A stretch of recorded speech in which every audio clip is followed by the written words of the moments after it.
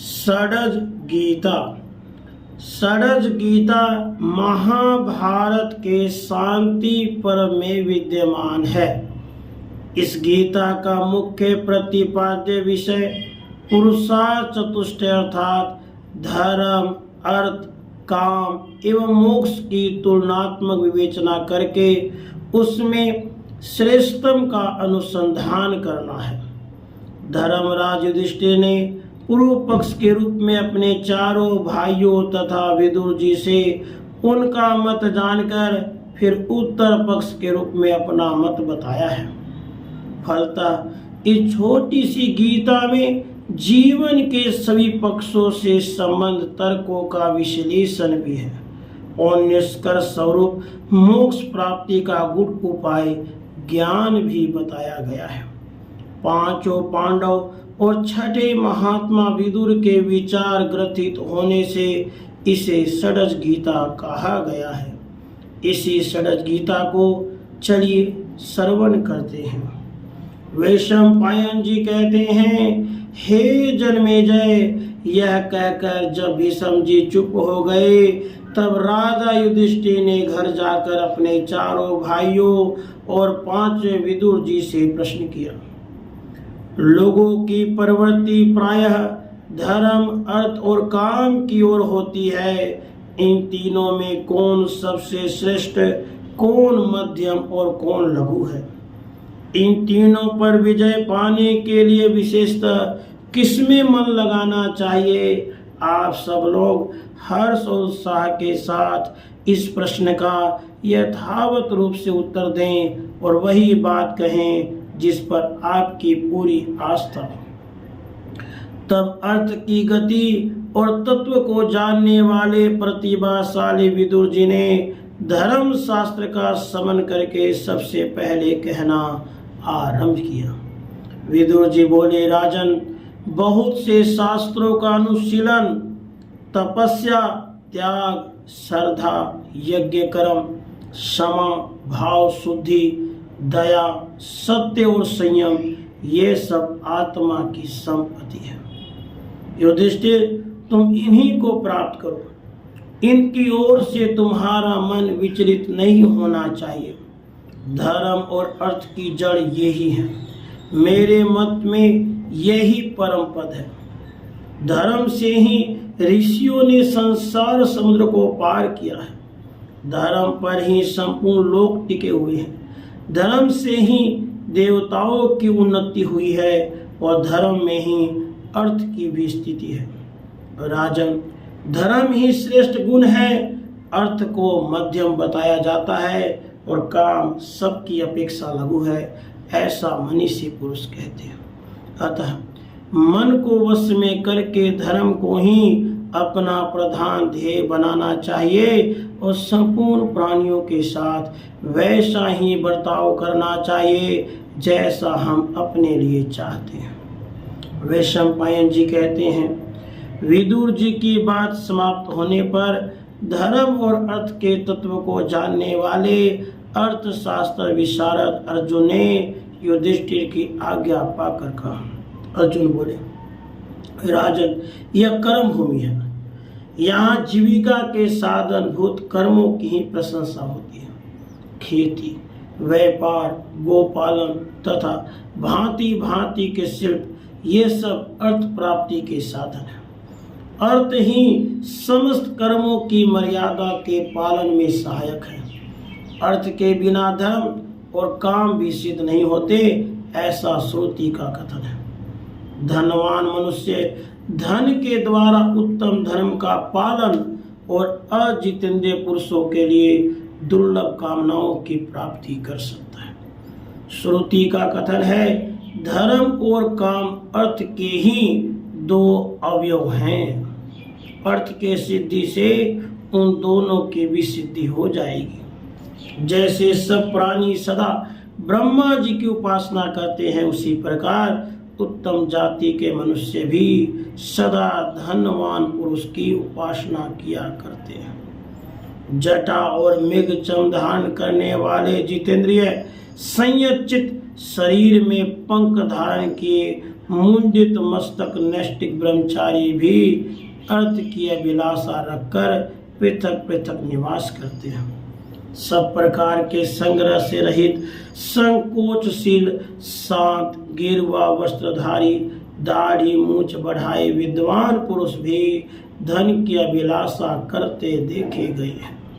कुछ दूसरे प्रकार के ऐसे लोग हैं जो स्वर्ग पाने की इच्छा रखते हैं और कुल परंपरागत नियमों का पालन करते हुए अपने अपने वर्ण और आश्रम के धर्मों का अनुष्ठान कर रहे हैं, किंतु वे भी धन की इच्छा रखते हैं। दूसरे बहुत से आस्तिक नास्तिक संयम नियम परायण पुरुष हैं जो अर्थ के इच्छुक होते हैं।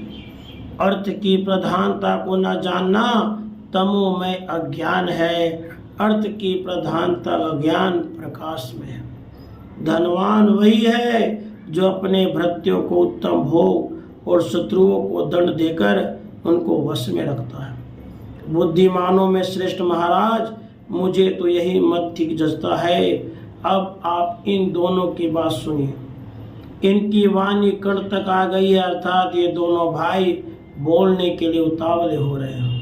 वे सम्पायन जी कहते हैं, उसके बाद धर्म और अर्थ के ज्ञान में कुशल मातृ कुमार नकुल और सहदेव ने अपनी उत्तम बात इस प्रकार उपस्थित की। नकुल सहदेव बोले, महाराज, मनुष्य को बैठते सोते घूमते फिरते खड़े होते इसमें भी छोटे बड़े हर तरह के उपायों से धन की आय को सुदृढ़ बनाना चाहिए। धन अत्यंत प्रिय और दुर्लभ वस्तु है। इसकी प्राप्ति अथवा सिद्धि हो जाने पर मनुष्य संसार में अपनी संपूर्ण कामनाएं प्राप्त कर सकता है। यह सभी को प्रत्यक्ष अनुभव है, उसमें संशय नहीं। जो धन धर्म से युक्त हो और जो धर्म धन से संपन्न हो, वह निश्चित रूप से आपके लिए अमृत के समान होगा। यह हम दोनों का मत है। निर्धन मनुष्य की कामना पूर्ण नहीं होती और धर्महीन मनुष्य को धन भी कैसे मिल सकता है। जो पुरुष धर्म युक्त अर्थ से वंचित है, उससे सब लोग उद्विग्न रहते हैं। इसलिए मनुष्य अपने मन को संयम में रखकर जीवन में धर्म को प्रधानता देते हुए पहले धर्म आचरण करके ही फिर धन का साधन करे, क्योंकि धर्म परायण पुरुष पर ही समस्त प्राणियों का विश्वास होता है और जब सभी प्राणी विश्वास करने लगते हैं तब मनुष्य का सारा काम स्वतः सिद्ध हो जाता है।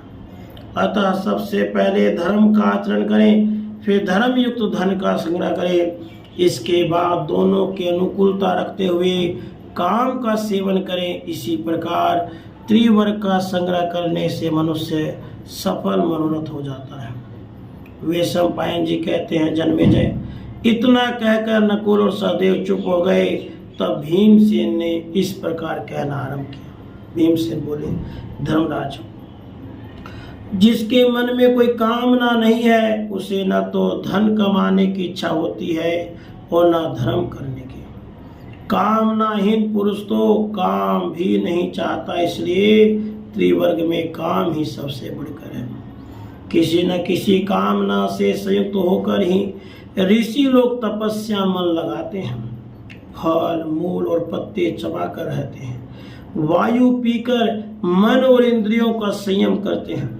कामना से ही लोग वेद और उपवेदों का स्वाध्याय करते तथा उसमें पारंगत विद्वान हो जाते हैं। कामना से ही श्राद्ध कर्म, यज्ञ कर्म, वचन, उत्तम कोमल दान और प्रतिग्रह में लोगों की प्रवृत्ति होती है। व्यापारी, किसान, ग्वाले, कारीगर और शिल्पी तथा देव संबंधी कार्य करने वाले लोग भी कामना से ही अपने अपने कर्मों में लगे रहते हैं। कामना से युक्त हुए दूसरे मनुष्य समुद्र में भी घुस जाते हैं। कामना के अलग अलग रूप हैं और सारा काम कामना से व्याप्त है। महाराज, सभी प्राणी कामना रखते हैं, उससे भिन्न कामना रहित प्राणी न कहीं है, न कभी था और न भविष्य में होगा ही। अतः यह काम ही त्रिवर्ग का सार है। धर्म और अर्थ भी इसी में स्थित है। जैसे दही का सार माखन है, उसी प्रकार धर्म और अर्थ का सार काम है।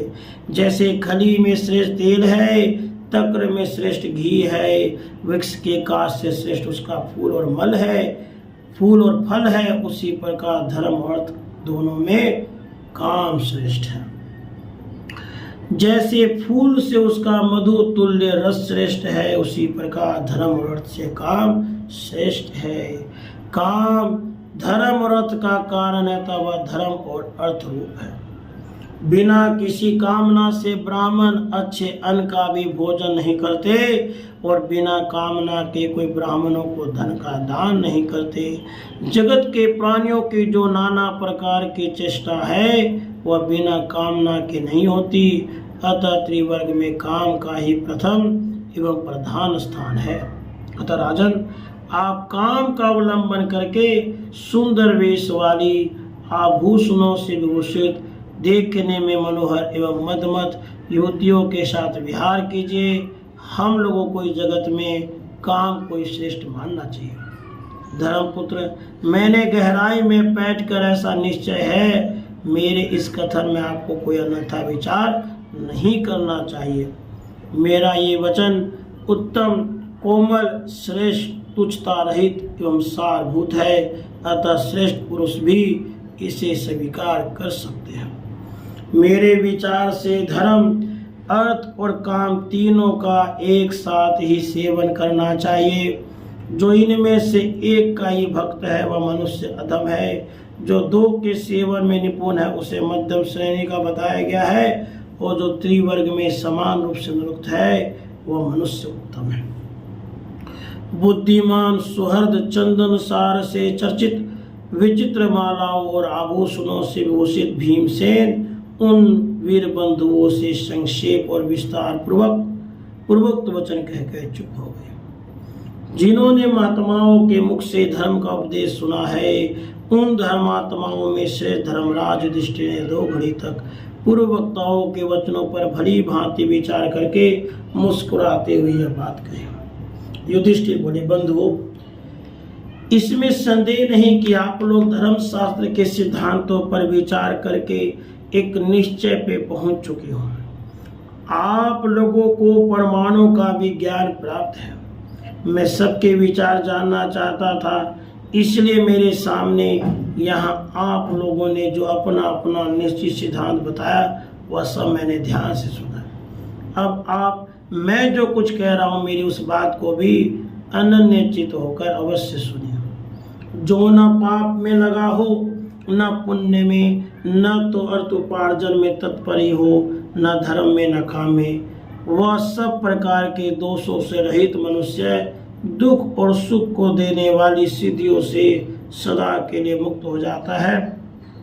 उस समय मिट्टी के ढेले और सोने में उसका समान भाव हो जाता है। जो पूर्व जन्म को बातों को स्मरण करने वाले वृद्धावस्था के विकास युक्त है, वे मनुष्य नाना प्रकार के सांसारिक दुखों के उपभोग से निरंतर पीड़ित हो मुक्ति की ही प्रशंसा करते हैं, परंतु हम लोग उस मोक्ष के विषय में जानते ही नहीं हैं। स्वयंभू भगवान ब्रह्मा जी कथन है, जिसके मन में आसक्ति है उसे कभी मुक्ति नहीं होगी।